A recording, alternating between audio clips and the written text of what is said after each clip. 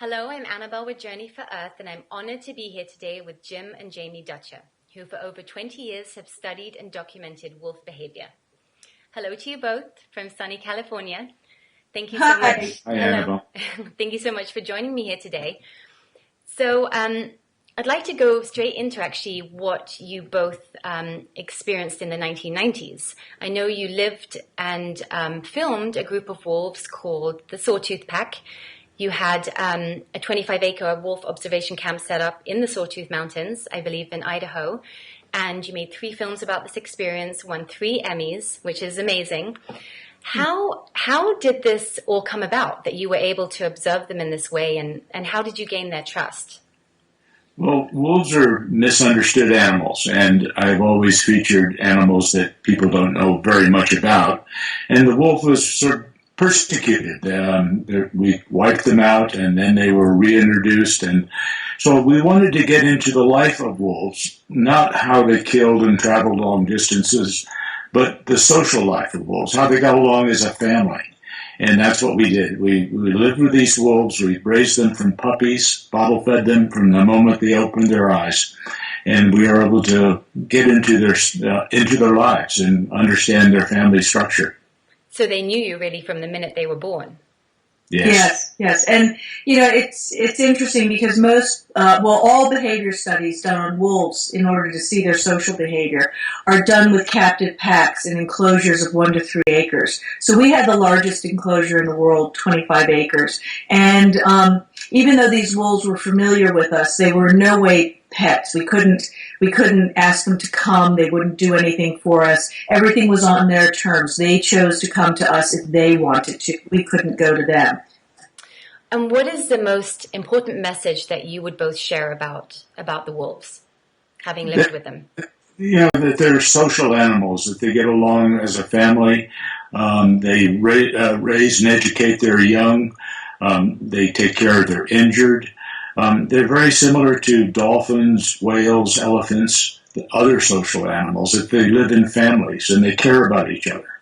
And it's this that we're really trying to bring to light to people, because we are so fortunate to have this incredibly social family animal here in North America, which is also a keystone species, a top predator, which keeps everything else in balance. And I think that that's been lost with the myths and fairy tales. People aren't seeing that side of the wolf. And, in order for us to live with wolves, we need to really see that they are such social, family-oriented animals.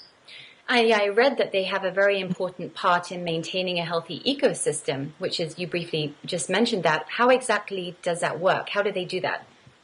Well, for one thing, while the wolves were absent for those 70 years, since the 1920s and 30s, elk, the population of the elk, their primary source of food, the population just grew and grew and grew.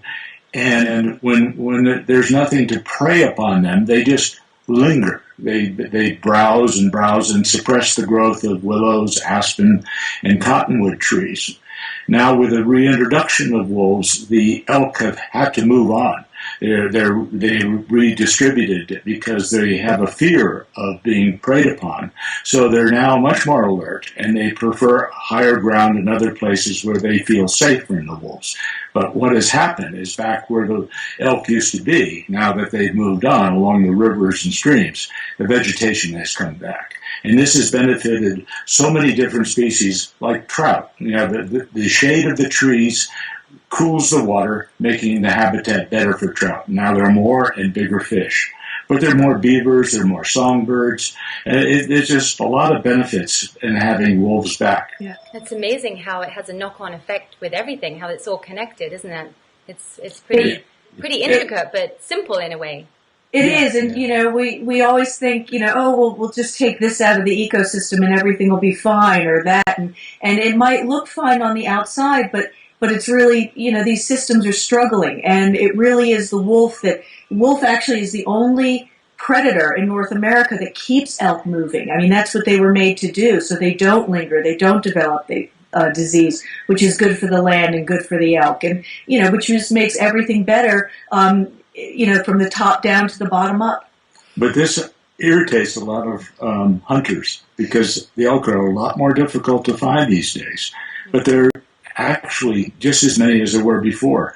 And they haven't decimated the elk herds, as been said. Not at all. Elk population up in Montana, they had a record hunt this year. And in all the hunting districts, or almost all the hunting districts in Idaho, are above the recommended amount of elk. So things are doing well for the elk. And how, just to go back to your experience of living with them, how would you say living with the wolves changed you as people in any way? Would there be something that you would... Oh, wow. You know, if you had to just name a couple of things. They changed us in so many ways. You know, just the ability for these wolves to open up their lives to us and for us to be able to really observe the way they interact and their camaraderie, their friendship, the way they forgive each other. And I know, you know, these are anthropomorphic terms, but they're the only terms that we have to describe it. You know, it's like when researchers talk about elephants and the great apes. And it really, I don't know, made us a little more human. You know, it's beautiful. I actually wanted to bring up an article that you wrote, Jim, that I was reading last night that actually brought tears to my eyes. You described a moment where you were in the observation area and you had gone for a walk, I believe, and gone to sit on a rock and were contemplating things, and suddenly the wolf, I don't know if I'm pronouncing it right, but Kamots came out of the bushes and sat next to you, and then I'm going to quote you. I'm going to read. You wrote, "Kamots raised his paw and stretched his foreleg towards me. I held my hand out to meet it, and we sat there, palm to paw." I mean, that to me, that just sounds like the most beautiful experience. How did you feel, and what did you take away from that experience with you? Well, it was a transition in our project, and things hadn't been going that well. We had a mountain lion that killed one of our wolves, and we were really kind of worried about how the project was going to unfold. We were just at this transition, and it was like, I'll do my part if you do yours. And it was sort of symbolic, and I really treasured that moment. Yeah, powerful moments, I'm sure. Yeah. Very powerful. And then I'd like to just talk a little about your wonderful nonprofit organization, Living with Wolves. What is, if you can share with everyone, what is the mission with this, with your organization? Well, Living with Wolves is a nonprofit based on educational outreach. We work on dispelling the new myths and the old myths. We also find ways to bring ranchers together to find ways to live with wolves, because really ranchers did used to live with wolves and other predators, but as they were removed from the landscape, you know, ranchers sort of changed their ways, and I don't mean they became a little lazy, but, you know, they just didn't have to worry about certain things. And we really need to learn to live with wolves, because I think if we can't, then there really isn't going to be much hope for any other species or land. We need to share the land. Yeah, so we do we do public speaking. We go all over the country and the world doing a multimedia presentation, talking to schools, universities, museums, pretty much anybody that will have us in wolf-friendly and not so wolf-friendly areas. Yeah. And it's great when you've got adults on your side, but it's getting the children interested, and that's the biggest thing. You know, you make a change in these kids, and they're the ones that are going to make the difference in this world. They are our future, and we really count on them. My 2-year-old, I have your book, which I'm actually going to bring up next, your new book, The Hidden Life of Wolves, and my little boy loves looking at it, by the way. It's such a beautiful book. So I'd love you to talk a little bit about this wonderful book of yours and what it encompasses and what your intention is with this book. Well, it's a new understanding of wolves. And Robert Redford, who is on our honorary board, did the foreword. Bruce Babbitt, the Secretary of Interior, and Jane Goodall, the chimpanzee scientist, they both did endorsements for the back.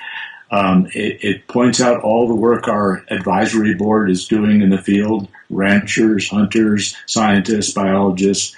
Yeah, even people that take people on tours to go see wolves, like in the Yellowstone, they're on our board also. So we're trying to reach out to a lot of people. There's stories about the work they're doing. There's stories about our involvement with the Sawtooth Pack.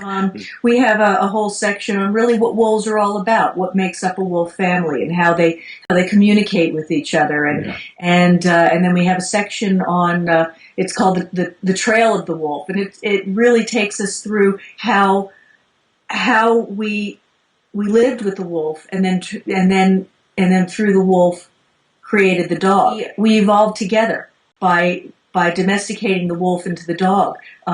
It really influenced both of our evolutionary paths. It sounds wonderful. Like it encompasses a wonderful amount of detail. Yeah. And, practically, what can the average person do to help and support the wolves? Well, one of the things I think people should realize is that the wolf was brought back with federal money, and they, by and large, live on federal land. And so wolves belong to all of us. And it's not just a state issue where, because what's happening to the wolf is tragic. We had about 1,700 wolves about 18 months ago, and about 1,000 of them now have been killed. And the killing is not about having a trophy on the wall or a rug on the floor. It's now allowed that a hunter or a trapper can kill 16 wolves in a season. And the season goes on for 10 months. And proposals have been proposed to gas the puppies in the dens, to use the carcasses of wolves and the puppies of wolves to lure the family members into traps. Yeah, so it's important to know that we all have a voice. That the states that have wolves living in mostly the West, Idaho, Montana, and Wyoming, they don't want people to realize that. But, we do have a section in the back of the book on how you can help, and it goes through a lot of different things. But, just knowing that you have a voice, writing your senator and congressman, writing the Department of Interior, and really saying how you feel about wolves. Also, checking out our website, livingwithwolves.org, has a lot of great things you can do. It's really, we need to get wolves back on the endangered species list. And we're not being loud enough. And we need to make ourselves be heard. And each of us can make a difference. We really can. Yeah. You really, really can. Every voice counts. Yes, I 100% agree. And thank you so much to both of you for joining me here today and, giving us your time and your knowledge on these wonderful beings. And for those of you who'd like to know more, as Jamie said just now, please go to their website, livingwithwolves.org, where you can also buy the book and find out many more other wonderful facts about these wonderful creatures. Thank you. Thank you to both of you. Thank you. Thank you for inviting us. Thank you.